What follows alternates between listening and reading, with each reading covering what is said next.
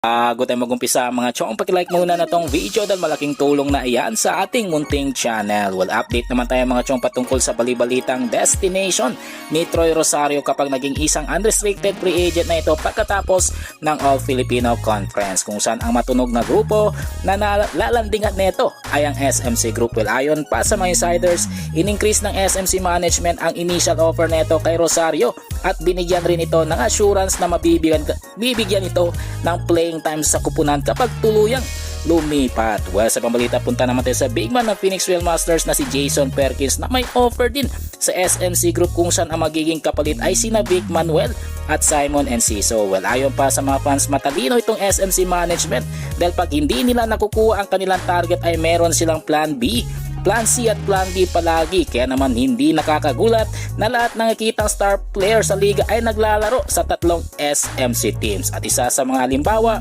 ng genius move ng SMC ay itong interest na makuha si Jason Perkins kapag hindi nila nakuha ang kanilang main target na si Troy Rosario.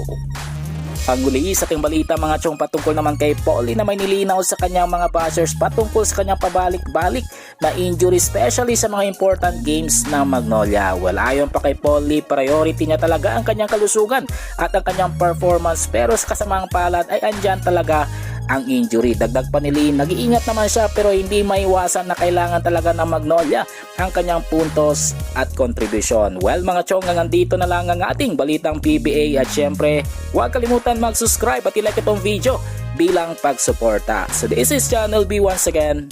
I'm out.